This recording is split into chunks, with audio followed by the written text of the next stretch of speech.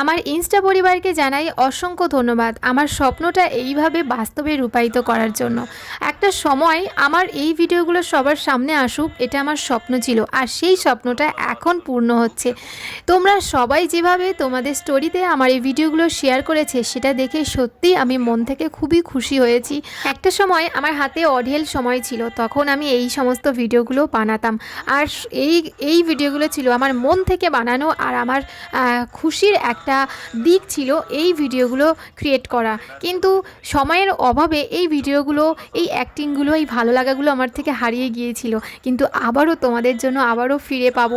তোমরা ভালোবাসা দিলে অবশ্যই এই ধরনের ভিডিও আমি আবারও নিয়ে আসবো। আঁকা বাঁকা পথে অনেক ঘুরেছি, মানে মাঝে আমি ক্যাটাগরি অনেক চেঞ্জ করেছিলাম সময়ের অভাবে, কিন্তু এখন আমার ভোলেনাথ সঠিক রাস্তায় আমাকে নিয়ে যাচ্ছেন।